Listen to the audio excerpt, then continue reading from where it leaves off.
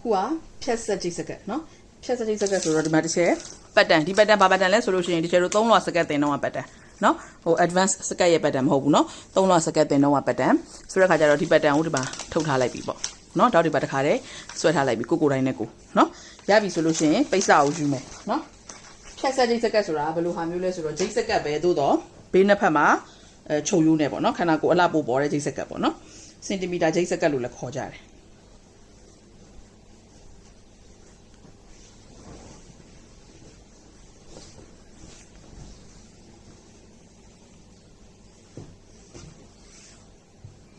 အလားချင်းပူပြီးတော့ sorry လောက်သွားအလားချင်းပူပြီးတော့ခောက်မယ်เนาะအလားချင်းပူပြီးခောက်ပြီးတဲ့ခါကျလို့ရှိရင်တစ်ချက်ဒီဆောင်းထုတ်ထားတဲ့ပတ်တန်ကိုတင်ပြီးတော့ဂျိတ်ခိုးပြီးညက်မယ်เนาะဒီမှာပင်းထုတ်လာခဲ့ပြီเนาะဒီဘက်ဒီခောက်ရိုးဖြစ်ရမယ်เนาะခောက်ရိုးဘက်မှာနှစ်လွှာဖြစ်ရမယ်เนาะတင်မချမ်းရဲ့ဘိုက်ချမ်းရဲ့အတွက်နှစ်လွှာဖြစ်ရမယ်ပင်းရည်အလုံးထိုးပြီးသွားပြီပတ်တန်တင်ပြီးသွားပြီဆိုလို့ရှိရင်ညက်မယ်เนาะချုပ်စာမပါသေးဘူးဆိုလို့ရှိရင်ဒီပေါ်မှာချုပ်စာလေးစိတ်ထားပြီးညက်မယ်ချုပ်စာပါပြီးသားဆိုလို့ရှိရင်เนาะချုပ်စာထားကြမလို့တော့ဘူးเนาะပတ်တန်မှာကတော့ဘေးချုပ်စာတွေအလုံးပါထားပြီးသားပဲเนาะညက်လာခဲ့ပြီเนาะညက်လာပြီးတော့ဒီမှာဓာတ်တွေကိုလည်းဘိန်းလိမ့်လာခဲ့ပြီเนาะဘိန်းလိမ့်လာခဲ့ပြီဆိုတော့အခုဓာတ်ကလေးတွေချုပ်မယ်เนาะတစ်လွှာနှစ်လွှာဘိုက်ချမ်းရဲ့အနောက်ချမ်းရဲ့နှစ်ခုလုံးတစ်ဖက်မှာဓာတ်နှစ်ချောင်းဆိုတော့နှစ်ဖက်စာဓာတ်၄ချောင်းသွားချုပ်ခဲ့မယ်เนาะဓာတ်တွေကိုချုပ်ထားမယ်ပြီးပြီဆိုလို့ရှိရင်ဒီမှာပိုးတဲ့ပိတ်စကိုလည်းဒီမှာခောက်ရိုးเนาะခောက်ရိုးကိုကိုယ့်ဘက်မှာထားပြီးတော့ဆက်ထားခဲ့တယ်ပြီးပြီဆိုလို့ရှိရင်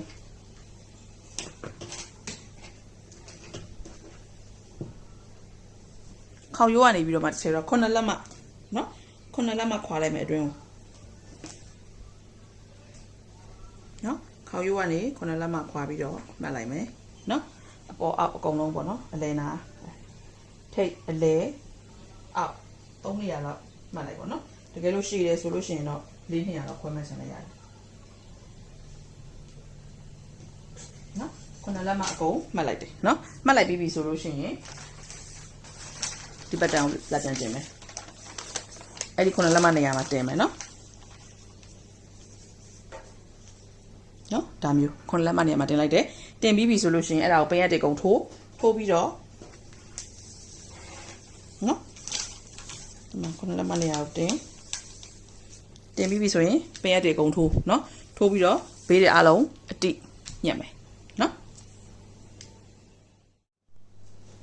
ညက်လာခဲ့ပြီနော်ဒီမှာခုနလက်မချန်ပြီးတော့ဆိုတော့ပတ်တန်ကိုတင်ပြီးတော့ဘေးကိုအတိညက်လာခဲ့တယ်เนาะဒီမှာခုနလက်မချန်ထားတယ်ဘေးကိုအတိညက်လာခဲ့တယ်เนาะရပြီဆိုလို့ရှိရင်ဖြုတ်လိုက်တော့ဖြုတ်ပြီးတဲ့ခါကျလို့ရှိရင်ဒီချက်တော့စတွဲမယ်เนาะတွဲဖို့အတွက်ဆောင်းတာတော့ကပထမဆုံးညှက်ထားတဲ့နောက်ချမ်းနဲ့ဘိုက်ချမ်းတွေကိုလည်းတောက်တွေချုပ်ခဲ့ပြီးပြီเนาะ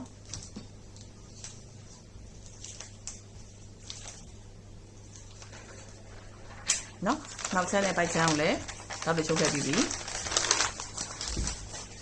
ဆိုတော့ဒီမှာတလွှာဒါအလွှာအပြန်အကြီးပေါ့နော်ဒီအလွှာအပြန်အကြီးရှိမယ်ဒီမှာနော်ပြီးပြီဆိုလို့ရှိရင်ဟောဒီမှာနောက်ချမ်းနဲ့ဘိုက်ချမ်းနောက်ချမ်းနဲ့ဘိုက်ချမ်းကိုတောက်ချုပ်ခဲ့တဲ့ဟာတွေနော်နောက်ချမ်းနဲ့ဘိုက်ချမ်းကိုတောက်ချုပ်ခဲ့တဲ့ဟာတွေတစားကိုယူလိုက်မယ်ဒါက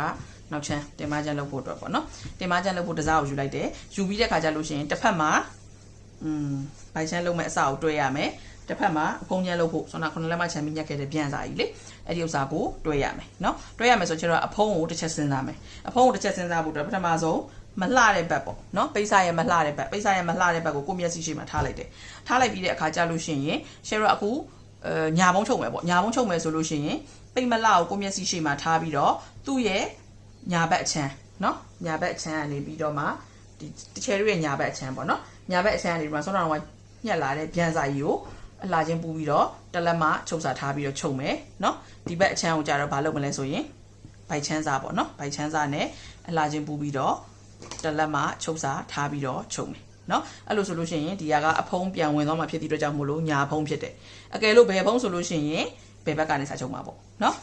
ဘိုက်ချမ်းလုံးမဲ့ sorry နောက်ချမ်းလုံးမဲ့အစเนาะတင်မချမ်းလုံးမဲ့အစကိုမလှဘူးမျက်စိရှိမှထားတယ်เนาะမလှတဲ့ဘက်ကိုမျက်စိရှိမှထားတယ်ထားပြီးတဲ့အခါကျတော့ညာဖုံးချုပ်မယ်ဆိုလို့ရှိရင်ဒီပြန်စာကိုညာဘက်ကချုပ်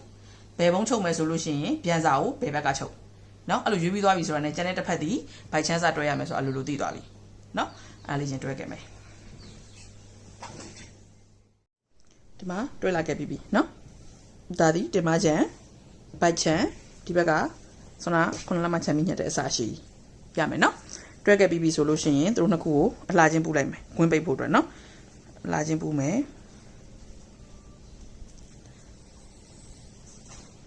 နော်အလှချင်းပူလိုက်တယ်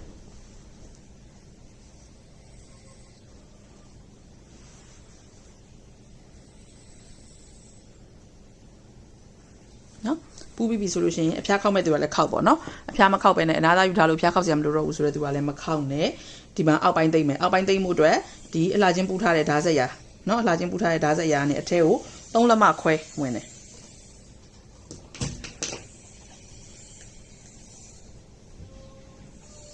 အထဲကို3လက်မခွဲဝင်လိုက်တယ်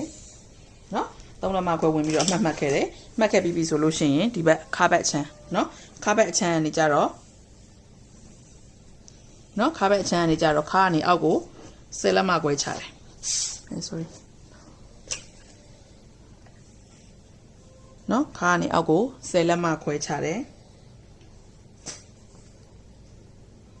နော်ချပြီးပြီဆိုလို့ရှိရင်အဲ့ဒီမှာအတွင်းကို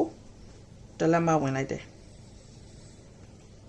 နော်ဝင်ထားပြီးတော့အဲ့ဒီ1လက်မနဲ့ဆိုတော့3လက်မခွဲနေရနဲ့နော်ဒီ1လက်မနေရနဲ့ဒီ3လက်မခွဲနေရနဲ့နော်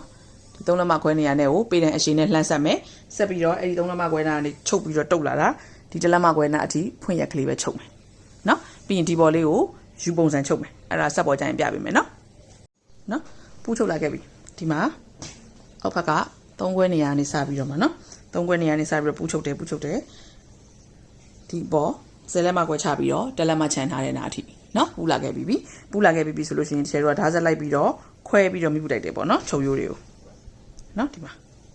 ချုပ်ရိုးတွေကိုခွဲပြီးတော့မိဘူးတိုက်ခဲ့တယ်နော်မိဘူးတိုက်ခဲ့တာဒီမှာဒီအပေါ်ကျလို့ရှိရင်ကြတော့ဒီ1လက်မနာအထိပိတ်သွားပြီးတဲ့နာကြလို့ရှိရင်အပေါ်ကိုသူ1လက်မအတိုင်းပဲဆက်ခောက်ပြီးတော့တိုက်သွားတယ်ဆက်ခောက်ပြီးတော့တိုက်သွားတယ်နော်တိုက်ပြီးလို့ရှိရင်ဒီလို2စပူဒီ2စပူကိုဆက်ထဲကိုထည့်မယ်ဓာတ်ဆက်နာကနေကပ်ပြီးတော့မှချုပ်မယ်နော်ချုပ်လာတာဒီ1လက်မခြံထားတဲ့နာကိုကြော်တဲ့ထိချုပ်မယ်2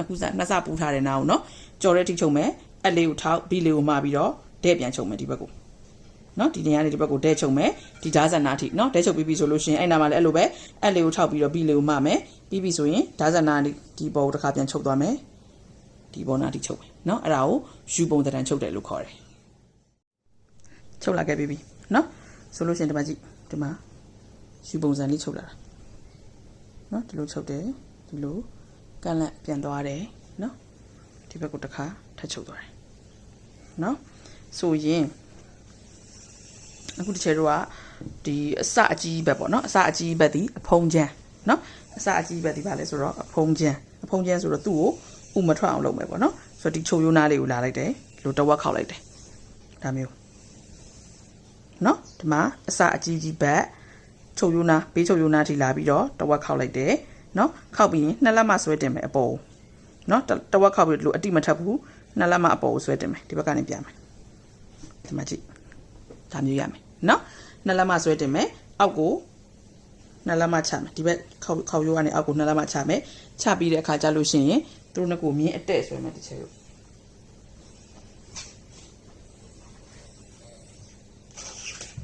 နော်ဒီကနေလဲ2လက်မချနော်ချပြီးသွားပြီဆိုလို့ရှိရင်အဲ့2လက်မချတယ်မြင်းနဲ့ဒီ2လက်မတင်ထားတယ်မြင်းနဲ့ဒါမျိုးနော်ဒါမျိုးတဲ့ဆွဲမယ်ဆွဲပြီးရင်ညှက်ထုတ်မယ်နော်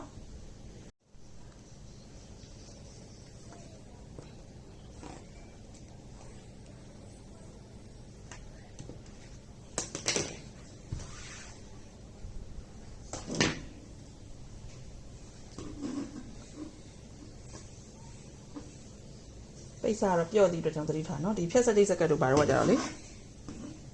ပိတ်စာအမှားတဲ့ပိတ်စာအပြော့ကပို့လာတယ်ပို့နေလို့ကောင်းတယ်ပေါ့နော်နော်ရပြီဆိုလို့ရှိရင်အခုဒီထိတ်ကိုပိတ်ချုပ်ခဲ့မယ်ချုပ်လာခဲ့ပြီနော်ဒီမှာတွဲမိတယ်ဆိုရုံလေးပဲထိတ်ကလေးကိုပိတ်ချုပ်လာခဲ့တယ်နော်ရပြီဆိုလို့ရှိရင်ချယ်တို့ကပုံမှန်ရိုးရိုးကွင်းချိတ်တွေမှာဆိုလို့ရှိရင်ဒီစုံငံဒီလားဒီဘေးနာပေါ့နော်ဘေးမြင်းနာဒီလိုပြန်ပိတ်တဲ့နာပေါ့ပြန်ပိတ်တဲ့နာလေးမှာ3လက်မလောက်ခွာပြီးတော့3စိတ်တောက်ကလေးထည့်တယ်နော်ဒီလိုပိတ်ချုပ်လိုက်ပြီးပြီဆိုရင်ဒီလိုအဖုံးဘက်ချမ်းမဟုတ်ပဲနဲ့ဒီ ပြန်ပိတ်တဲ့နားလေးပြန်ခောက်တဲ့နားလေးမှာ3လက်မလောက်ခွာပြီးတော့3စိတ်တောက်ကလေးဒါမျိုးလေးထည့်တယ်3စိတ်တောက်ကလေးအောက်ကို2လက်မလောက်အရှိဆောင်းဆောင်းလေးတောက်သေးသေးလေးတစ်ချောင်းထည့်တယ်ပေါ့နော်ဒီအပေါ်ပိုင်းလေးတိတ်နေအောင်လို့ဒီမှာတော့မလို့เนาะဘာလို့မလို့ရလဲဆိုတော့ကျဲတို့ကပတ်တန်နဲ့သွားထားသည့်အတွက်ကြောင့်ဘေးမှာဘေးဆက်ကြောင်းပါတယ်အဲ့ဒီဘေးဆက်ကြောင်းကသူ့ရဲ့ cuff လေးတိုင်းဆွဲထားပြီးသားဖြစ်တာမို့လို့တိတ်ပြီးသားထိတ်ကမလို့เนาะတကယ်လို့ကိုကထက်သိမ်းရင်လို့ထည့်ကျင်တယ်ဆိုတဲ့သဘောเนาะရတယ်ပြတာပေါ့เนาะရိုးကွင်းချင်းပြင်မှာဆိုလို့ရှိရင်ထည့်တယ်ဆိုတဲ့အကြောင်းပြီးတော့ဒီဘက်အတွင်းချမ်းမှာဆိုလို့ရှိရင်လည်းအဲ့လိုပဲတဝက်ခောက်လိုက်တယ်เนาะတဝက်ခောက်ပြီးတဲ့ခါကျလို့ရှိရင်3စိတ်တောက်ကလေးတစ်ချောင်းထည့်တယ်ရိုးကွင်းချင်းမှာเนาะအခုကဖြတ်ဆက်ချိတ်ဆက်ကဘေးမှာချုပ်ချောင်းပါပြီးသားအဲ့ဒီချုပ်ချောင်းကလည်းပတ်တန်းတွေထုတ်ထားသည့်အတွက်ကြောင့်မို့လို့တိမ်ပြီးသားမလို့မထည့်ဘူးရမယ်เนาะထည့်ကျင်တယ်ဆိုတော့ထည့်ပါသဘောဆိုရင်ခုဒါပြီးပြီဆိုတဲ့ခါကျတော့ကပတ်တက်မယ်เนาะကပတ်တက်မယ်ဆိုလို့ရှိရင်စကတ်လက်စင်တွေရဲ့เนาะအရှိပိုင်းသင်ခန်းစာတွေမှာဒါတွေအကုန်လုံးအသေးစိတ်ထုတ်ပြတာတွေရောဗာတွေရောပြောခဲ့ပြီးသားเนาะသို့တော့လက်စင်တွေကြားထဲမှာဟနေတဲ့အတွက်ကြောင့်မို့လို့မမှတ်မိတော့မှဆိုလို့တစ်ခါပြန်ပြောပြတာเนาะတကယ်ဆိုကပတ်တက်တာတွေဗာတွေအားလုံးပြောခဲ့ပြီးသားเนาะဆိုရင်ဒီမှာရိုးတစ်ချက်အထက်စင်နဲ့တက်ပြမယ်အထက်စင်မဟုတ်လို့သူပိတ်ဆန်းနဲ့တက်မယ်ဆိုလို့ရှိရင်လေ3လက်မပြား3လက်မခွဲအပြားညှက်ခဲ့မယ်เนาะညှက်ခဲ့ပြီးပြီဆိုလို့ရှိရင်တဝက်ခောက်လိုက်တယ်เนาะတဝက်ခောက်ပြီးတော့ဘာလို့လဲမိဘူးတိုက်တယ်တိုက်ပြီးပြီဆိုလို့ရှိရင်ကြံတစ်ဖက်ကိုလေးစိတ်ခောက်တယ်မိဘူးတိုက်တယ်เนาะတောက်လျှောက်တာမျိုးလုပ်ခဲ့မယ်ပြီးရင်ကပတ်သွားတက်မယ်ကပတ်တက်မယ်เนาะ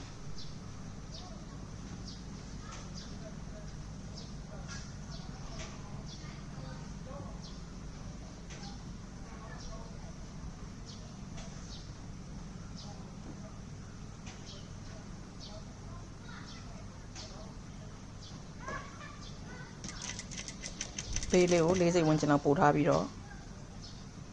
ချုပ်စားလဲ4စိတ်ပဲထားပြီးတော့ချုပ်သွားမယ်နော်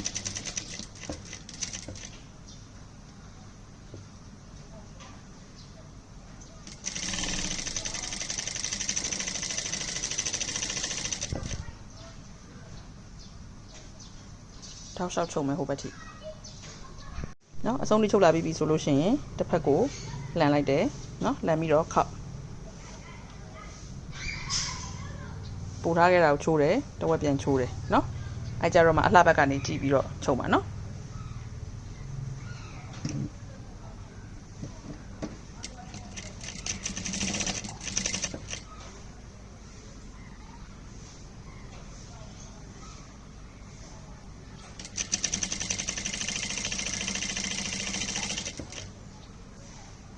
ထိပြီးတော့တောက်လျှောက်မလိမ်အောင်တောက်လျှောက်ထိပြီးတော့နင်းသွားမယ်เนาะ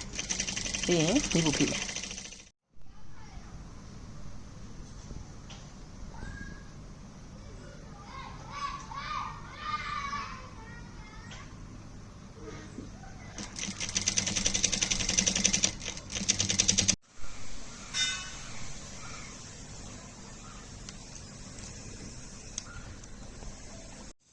ဒီမှာအခုကပတ်တက်လာခဲ့ပြီเนาะခါကြိတ်တက်ဖို့တော့ခါနေရမှတ်မယ်เนาะမှတ်မယ်ဆိုတော့အတွင်းချမ်းကနေချဲတို့ကခါမှတ်လိုက်မယ်เนาะသူခါက28ရှိတယ်ဆိုဒီမှာဒီကနေ28ကိုမှတ်မယ်ပေါ့เนาะ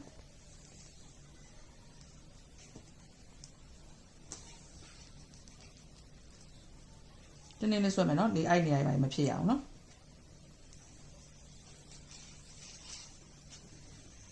နော်28မှတ်လိုက်တယ်မှတ်ပြီးပြီဆိုလို့ရှိရင်2လက်မလျှော့မယ်နော်2လက်မလျှော့တော့26နေရပေါ့26နေရကိုမှတ်ခဲ့လေးနဲ့မှတ်ခဲ့ပြီနော်ပြီးပြီဆိုရင်ဒီဘိုက်ချန်ကိုအဲ့26နေရမှာလာထိထားလိုက်နော်ထိထားလိုက်ပြီးတော့အဲ့နေရာမှာတစ်ကြိတ်တက်မယ်ပေါ့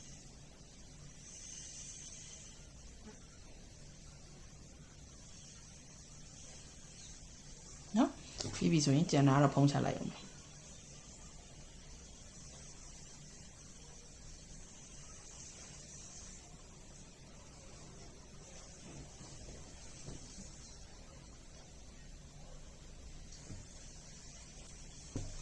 နော်ဆိုလို့ရှိရင်ဒီမှာအစုံတစ်ကြိတ်နော်ဒီမှတ်ထားတဲ့28နေရာမှာတစ်ကြိတ်ဒီမှာအစုံတစ်ကြိတ်နော်အဲဆိုလို့ရှိရင်တက်မယ်ကြိတ်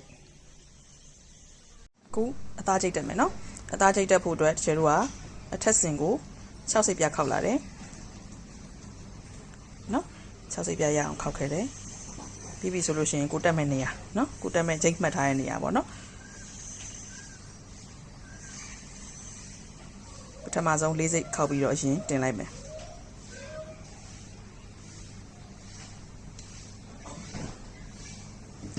ချိန်မှတ်ထားတဲ့နေရာကနေဘယ်ညာမျှတင်မယ်နော်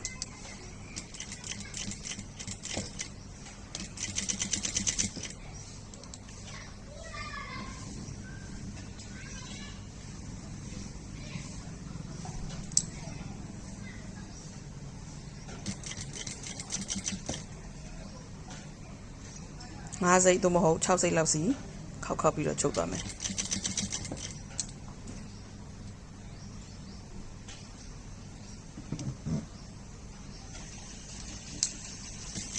တကယ်တော့ဒီအသားချိတ်တွေကလည်းအရှိသင်ခန်းစာတွေမှာ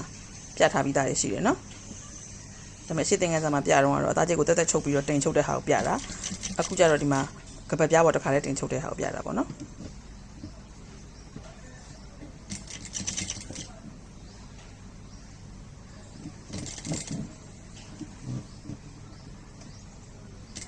တချမ်းပြီးပြီဆိုရင်နောက်တစ်ချမ်းကိုတော့အစွန်းလေးကနေလိုက်တင်လေးနင်းသွားရုံပဲ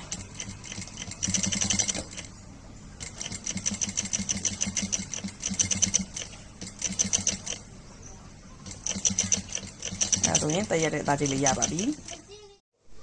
ရပြီနော်ဖြတ်စတိတ်စကက်လေးအရုပ်ကိုယ်တိုင်းနဲ့ချုပ်ထားတာ